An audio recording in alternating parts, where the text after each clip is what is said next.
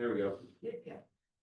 Welcome back to another Ion Physiology Podcast episode. I am your host, Dr. Brainerd. Call me Dr. B, only bald Dr. B here. We have with us almost everybody. We have Hunter, Caleb, Amy, Haley, the booer, and Dom behind the booer. He's number one. All right, and so today we're going to be talking about, I don't know, what are we going to talk about? Well, what is the topic for today, Dom? ECGs. ECGs. Is it really ECGs? Is that what we're doing? ECGs. We're doing ECGs. Pray tell, Caleb, what is an ECG? And is that the only name that it can be called by? So Germans call it EKG. Why do the Germans call it the EKG? Because it's electrocardiogram and they spell cardio with a K. They spell cardio with a K. That's right, electrocardiogram. In fact, you might hear it referred to as an EKG in the hospital. It just depends on the person, the individual, the institute. But EKG, ECG. Honestly, I've heard it referred to as EKG more often than not. Same. So it really just depends, but make sure that you know that it can be referred to as both. Okay, so we got EKGs. So it's an electrocardiogram. So what does electro mean? Electric, having to do with electricity. What does cardio, whether it's K or C, mean? Having to do with the heart. And what does gram mean? Measure. A measurement or a recording, right? So it's a measurement or a recording. So electrocardiogram, it's a recording of the heart's electrical activity. If you do it backwards, right? Okay, so ECGs, EKGs. Remember that the heart is, once again, we're not going to reteach this. This is also for the audience. This is the purpose. This isn't to reteach every aspect, but to have a discussion about it. So when you learn about EKGs, if we look at it from a fundamental aspect, like the heart is producing electricity, right? Every time you get a contraction, that contraction is due to excitation, contraction, coupling.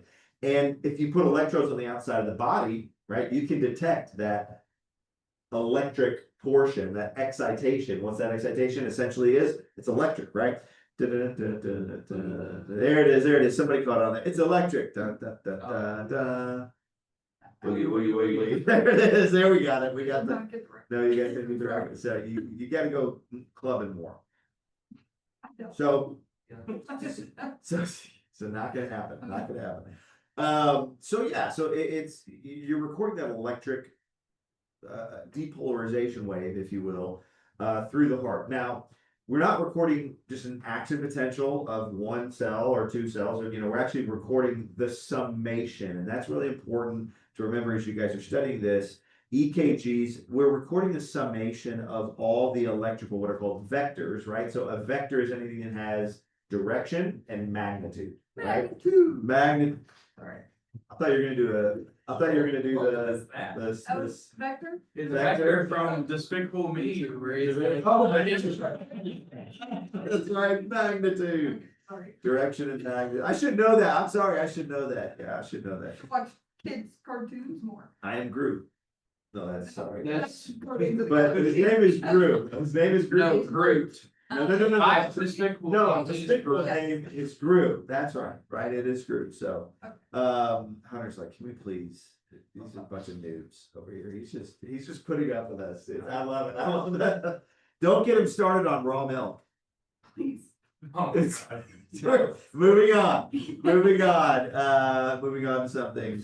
Anyway, so ECGs, it's electrical vectors, right? Where it's what is it, Haley? I'm losing. It's magnitude, direction and magnitude, right? Not 6, 7, but direction and magnitude. So so that's EKG, ECG. So when we talk about an ECG, it's important to use pictorial representation. So I'm going to part the C's right here. Sorry. What do we laugh at? I just work. Order and magnitude. So if we draw a heart here, yes, my drawing skills are not great, right? You got an LV right here and an RV right here. You got your atria up here. So we can split the heart when we're looking at magnitude. We want to split the heart up into essentially some sort of directional determination to figure out how to do this direction, right? So there are 6 main leads, right? What you're called? Recording. No, not the, Bipolar. no, the precordial are 6 leads. The precordial go around from anterior to posterior view, but you have 6 main, what are called, 6 main limb leads. And these limb leads look at a frontal plane, right? And so when we look at these leads, if we are looking at, here, you be the pen holder. Oh, just out right there. So what we're gonna do is essentially you put lead right here. This is gonna be lead 1 right here. And that lead 1 is at 0. So if we were drawing our black. Thank you. So if we're drawing our leads right here, this is lead 1 over here, and lead 1 is at 0 degrees, okay? We're gonna have lead, well, then we'll do lead 2. Lead 2 is right here, so this is lead 2, and lead 2 is at, anybody? Very good, 60, hey, you got it right, 60. Somebody watch that review. This is why you can watch a render. 6 render course videos really quick. So we got 60 degrees right here, and then this one's at what? This is lead 3.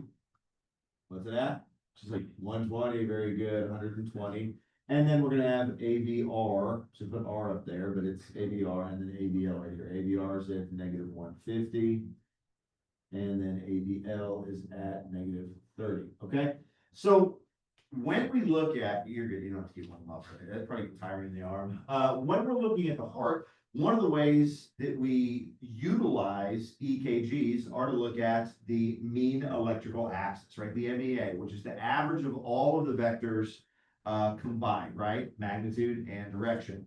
And so when we look at an MEA, right? MEA, I'm not gonna just draw it up here real big for everybody. MEA, normal MEA is going to point towards which lead? Very good. It's going to point towards lead 2, right? So if I'm drawing MEA on this heart, this is MEA. And if you know anything about the electrical system of the heart, which we know that you do because you've diligently studied it, you'll know that normal electrical excitation begins where? It begins up here in the SA node. Very good. SA node is going to move through the internodal pathways through Bachman's bundle into the left and the right atria. Right, and then it's going to, we'll say right here, come together and move from the atria into the ventricles via the what? What's this node? What's the other node? AV node, very good. It's gonna slow down, we know that, right? That's called what? What's the slowdown called? AV nodal delay. AV nodal delay, right? Why do we get AV nodal delay? Well, because the cells in the AV node are smaller, first of all, physically smaller. And if you were to make a line of, people squished together, right? And then a line of people, another line that people are far apart, and you have one ball on one end, and you say, all right, everybody has to move the ball. You can't skip anybody, and it has to move from one person to the next.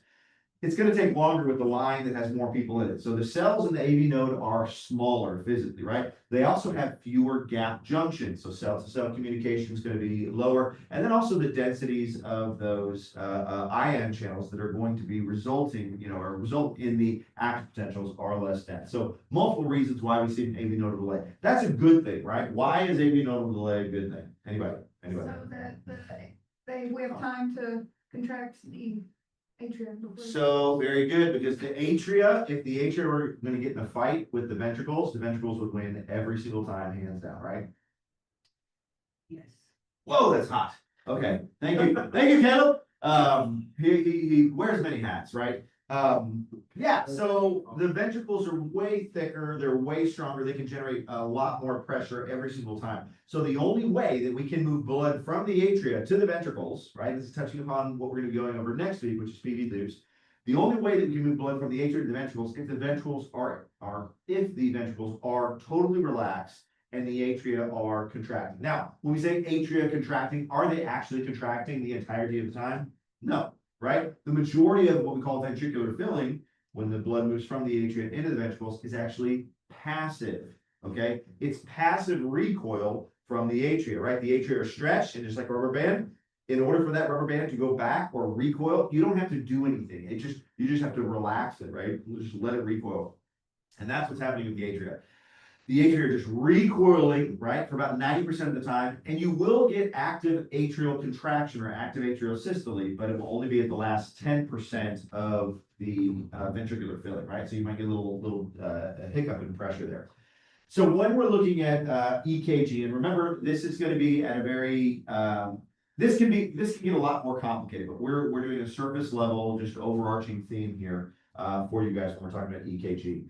So a normal EKG is going to follow the electrical path. It's going to go to the SA node, internal pathway to the atria, the AV node. Then it's going to go in through it's going to come out with a bundle of His right here, and then it's going to split into the left and right bundle branch. So I'm butchering right here. So there's only two of those, right? So left and right bundle branch. It's going to go out, and then it's going to turn into Purkinje fibers. Okay.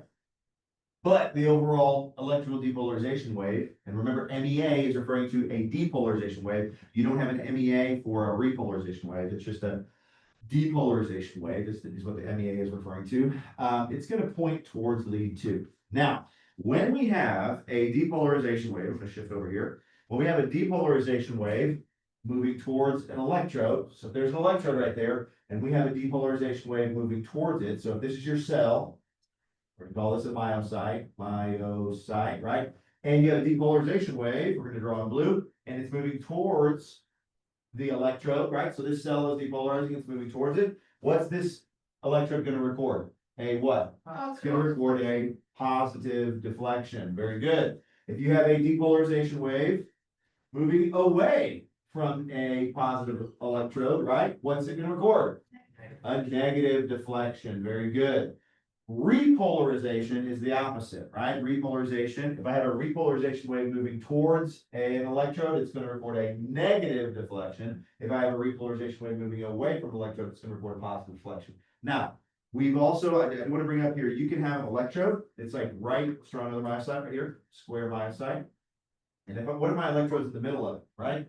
If my electrode, it's really hard, I can't see that, but hopefully you do. If my electrode is in the middle of this, and I have a depolarization wave, let's go with blue, moving this way, right? So similar to the one up above, it's going towards it, meaning it's getting closer to, in distance wise, to this electrode, and then it's actually getting further away, okay? So with this type of wave, what do we call this type of wave, y'all? We call it a, very good, biphasic wave. Seriously, somebody help me out there, right? Biphasic wave, so it's getting closer to it. So if we have isoelectric, it's going to go up a little bit, right? And then it's going to be going away from it, so then it'll return to isoelectric, and then it's going to go down a little bit, okay? And then you'll get something like that. So it's a biphasic wave, okay? Repolarization, you could have the same thing happen. If there's a repolarization, right? But it's going to be the opposite, so it'll go towards it. If this is repolarization, let's just draw it this way, right? It's going towards it, then it's going to record a negative first, and then a positive, because it's going back to isoelectric. So these are called biphasic waves, okay? All right, so now we know what happens on the EKG in response to a wave moving towards an electrode. Now we can get in a little bit more in depth with figuring out MEA and the EKG essentially. So when we do an EKG, every single electrode records its own EKG. So you're going to have like a 12 lead. If you have a 12 lead EKG on, right? You've got your lead 1, your lead 2, your lead 3, AVL, AVF, and then AVR. So that's 6, right? You also have what are called precordial leads. You can put precordial, no whispering, precordial leads over here. When you want to tell everybody, is it okay? You have all the precordial leads right here, and they're going to go from an anterior to posterior view, right? So when I was explained this, when this was explained to me initially, the professor explained it this way. He said that if you look at an elephant from the rear, and you've never seen an elephant in your entire life, you have no concept of what an elephant looks like. It's essentially going to look like this. It'll look like this.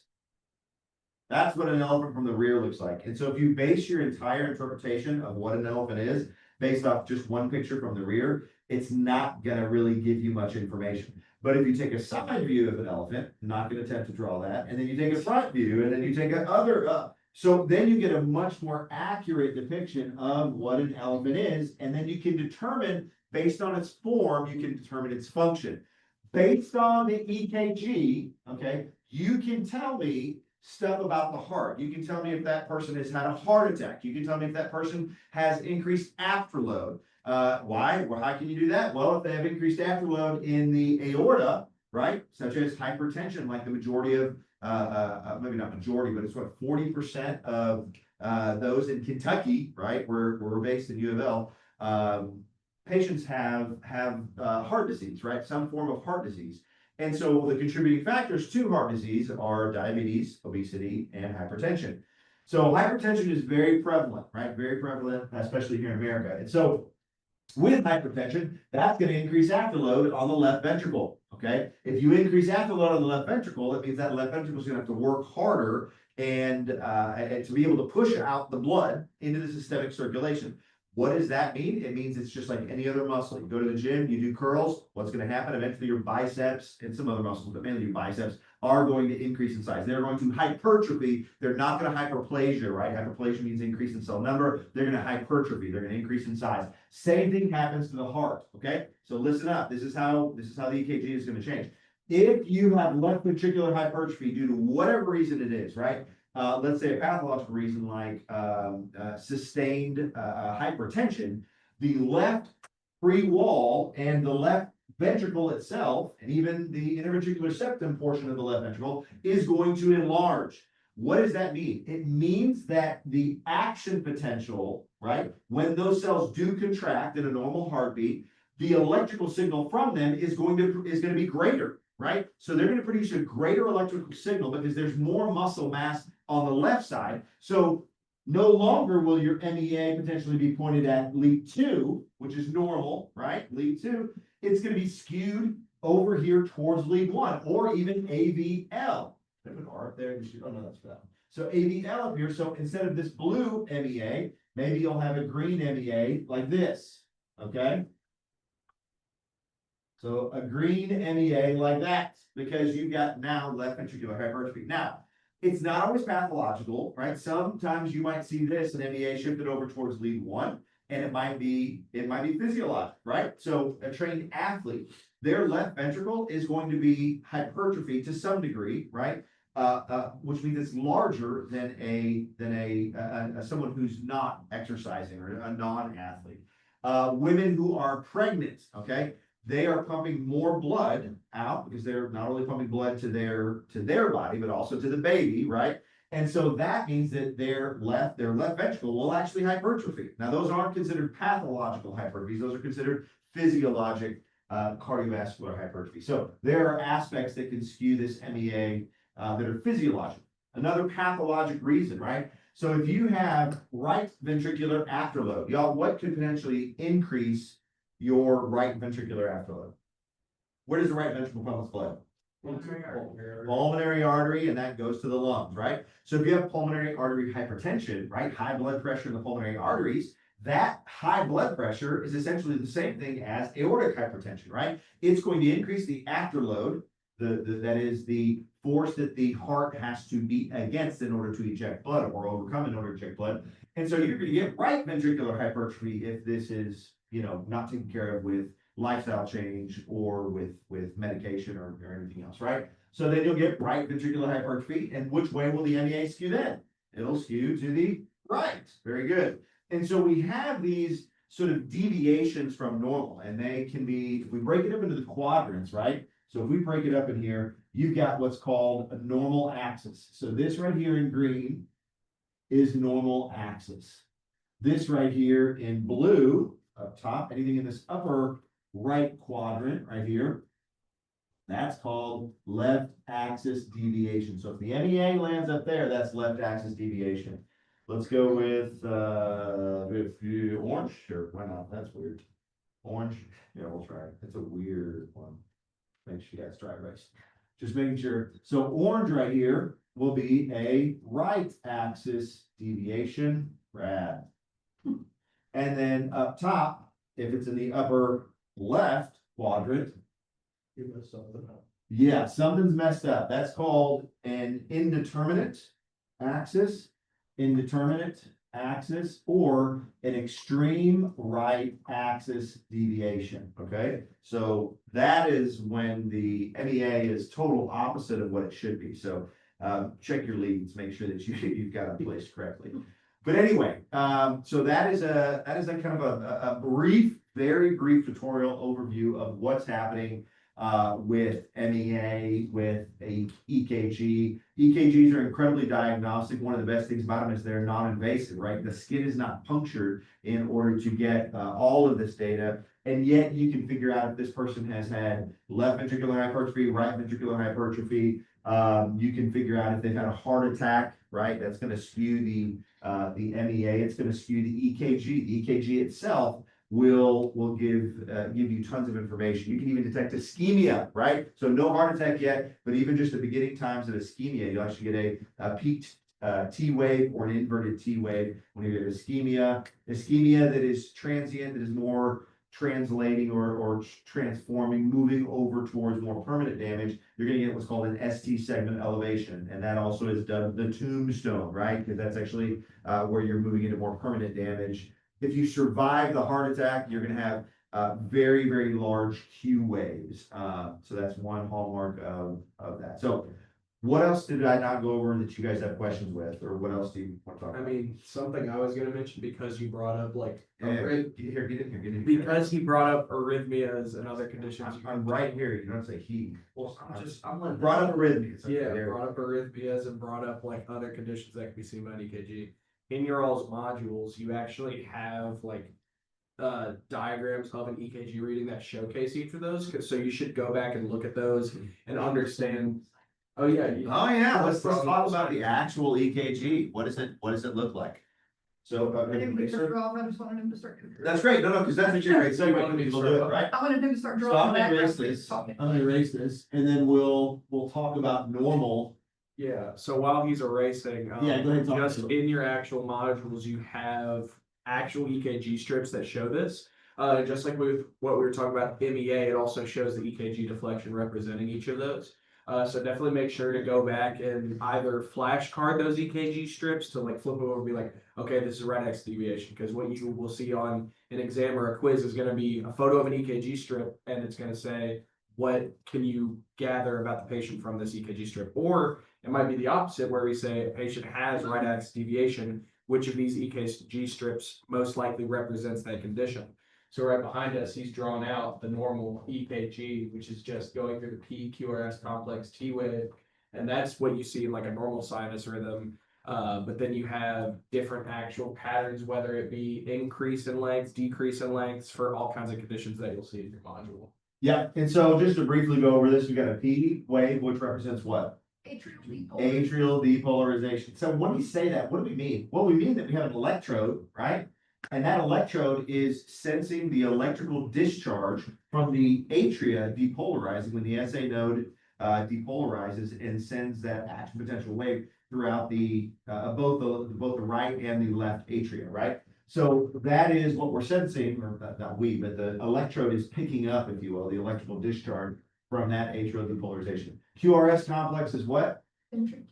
Ventricular depolarization. As you can tell, it's very large, and you have several deflections. So you have first you have a little bit slightly negative deflection, right? The Q wave is negative. A lot of times on actual EKGs, you won't be able to see this, right? It's just not going to show up. It's not going to be detected, but the Q wave is negative. So what does this mean? If we have and I'm not going to delve too much into it, but if we have our normal, actually let's draw a little heart right here instead of our circle.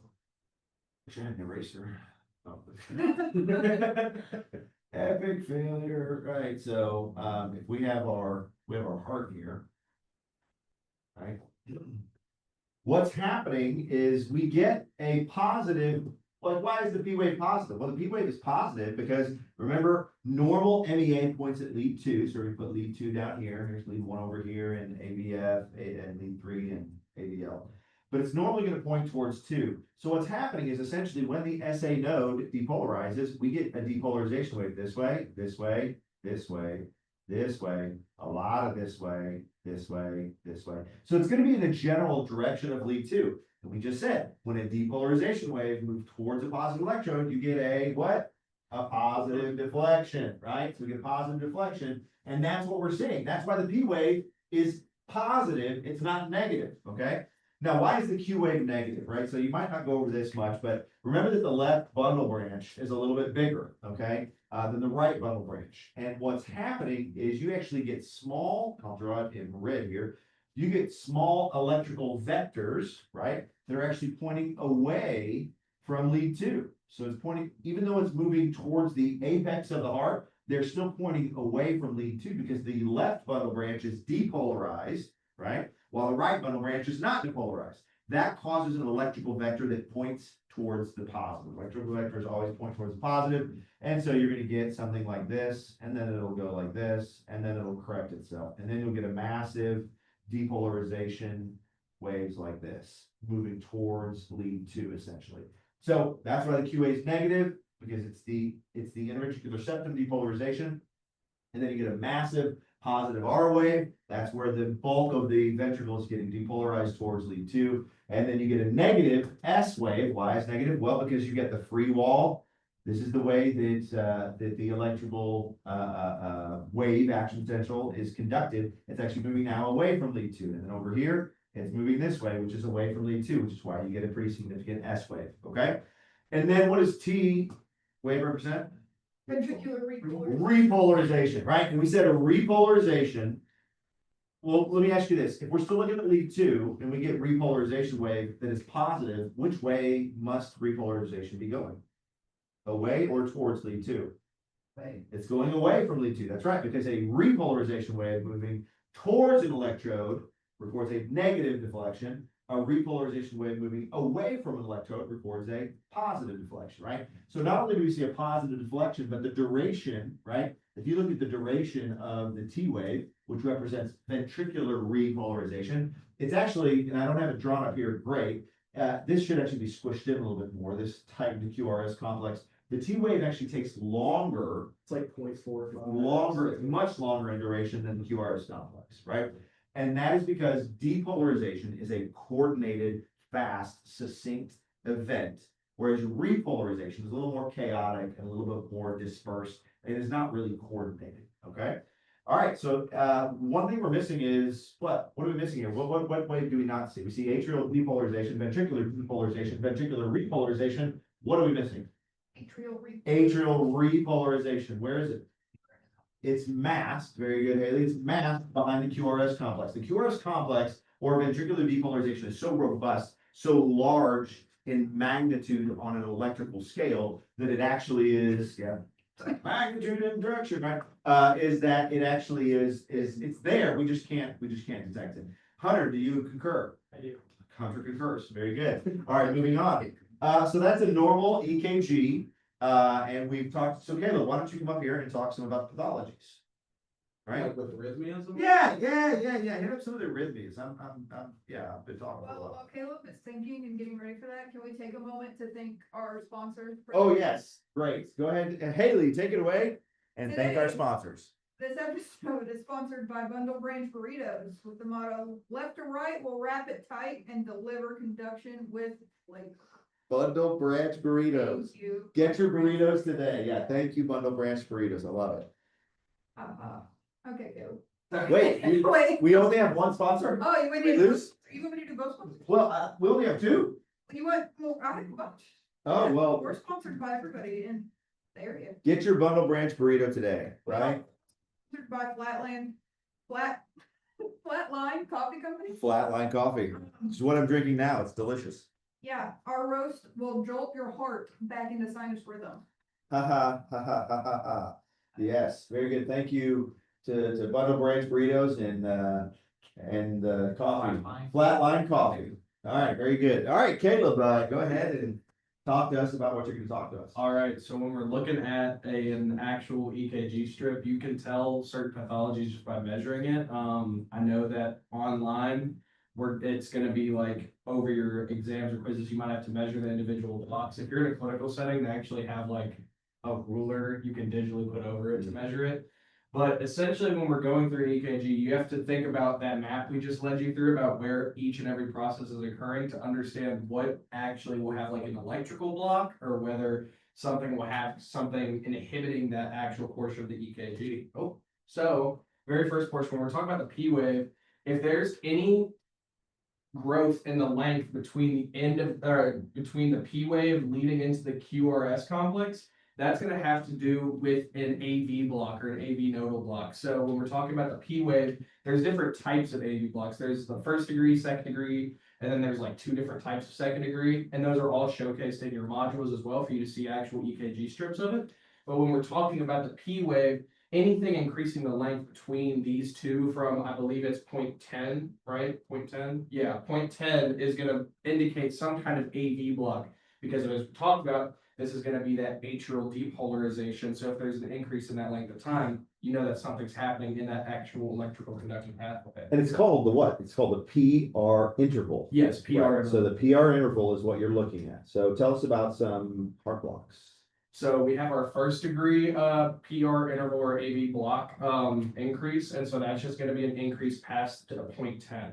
And then you have second degree, which is where there's either a timed. Can you write first degree up there? So first degree equals greater than normal PR interval, essentially. Yeah, greater than 0.10 or normal PR interval.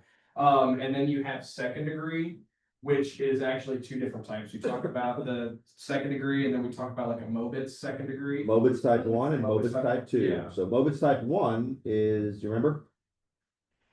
Mobitz type 1 is where you have a progressively long, like the PR interval gets progressively longer on each beat, longer, and then we Drop a beat. Yeah, so what that'll look like is, I'll draw it over here. So on normal, so just use this as the regular example. Essentially what we'll see after this first, heartbeat on the EKG, you see an increase in the time between that QRS complex. And then it moves forward to have an even greater increase. And this is greatly exaggerated just to show you on the whiteboard until eventually this P wave will just drop off. And then it'll restart the whole process. And it'll even drop a QRS complex as well. So you have like a kind of a missed beat after just some delay, and then it drops off, restarts the process from essentially a normal EKG beat. So that's a second degree block, Mobitz type 1. So what's a second degree block, Mobitz type 2, Hunter? Nope. Okay. I mean, Caleb? Okay. Mobitz type 2 is just where there's a loss of synchronicity between these two. It's almost like they're happening individually. So the way I think of it is that a Mobitz type 2 is essentially a first degree block, but you're dropping a beat. Yes. That's what's happening. It's a prolonged PR interval, right? Mm-hmm. So it's not getting progressively longer. It's already elongated, and then you'll just throw in dropping a beat with a Mobitz type 2, like a decoupling almost. Yes, yeah. So that's really the only difference between a first degree heart block, first degree heart block and a second degree Mobitz type 2 is that you're dropping a beat with a Mobitz type 2 second degree heart block. Okay. Yeah. And then finally we have a third degree, which is just all the in the fan, right? Yeah. Third degree is where these all happen just kind of sporadically, and there's no real. What are these? Atrial depolarization and ventricular depolarization have no coordinated activity. Yeah. They're just depolarizing and going off random. There's no electrical coordination between the two. Awesome. Okay, great. Hey, let's give you got something else? Well, I was gonna say, because I believe we covered it in the modules, but like when you're looking at your QRS complex, because when we were talking about it with the heart, we're looking at our bundle branches and actually going through that process. So if there's ever a lengthening of the QRS complex past its normal range, that's where you're getting into bundle branch blockages. So then you can say, based on whatever lead you're looking at, you can tell whether it's a left bundle branch, right bundle branch block. But we do talk about bundle branch blocks having to do with the QRS complex itself. Very good. Okay. All right. Good job. Golf clap. Golf clap. Good job, kids. Well done. All right. Anything else that we need to talk about with EKG stuff? Open it up to the GTAs. Anything else we cover? We cover a lot of it. That pretty much wraps everything up. Yeah. Okay. Yeah, there are some other ways that you can measure, EKGs and MEAs. You can take, like, as Caleb had mentioned, there's like a ruler aspect of it. You can take like a ruler on there and start measuring. We're not gonna go over, the EKG paper, just make sure that you know how to do that. It's pretty simple. But be able to calculate the time intervals. Remember, a big box is gonna be 0.2 seconds. Every big box on an EKG paper and every little box, which a big box is made with 5 little boxes, every little box is gonna be 0.04 seconds. So based on the R to R interval, that is the peak R wave to the next peak R wave, you can calculate heart rate, on that, right? And then also magnitude is gonna, every little box is gonna be 0.1 millivolts, and every big box, which is 5, is gonna be 5 millivolts, so. And that's all covered in your modules, so you can Yes. get some review. So make sure you review that. Anything else that we kind of hit all the highlights here. Anything else? Okay.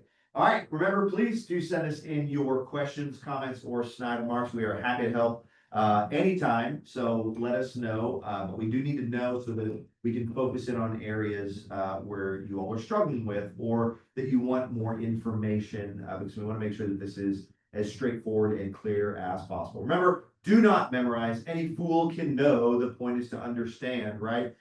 Physiology is all about gaining that understanding. So put in the time, put in the effort. If you've done it, you're still like, I'm not understanding this, right? Go take a break, right? Go run around the building, go walk your dog, whatever else, unplug, shift to something else for 15, 20 minutes, and then come back at it with some fresh eyes, right?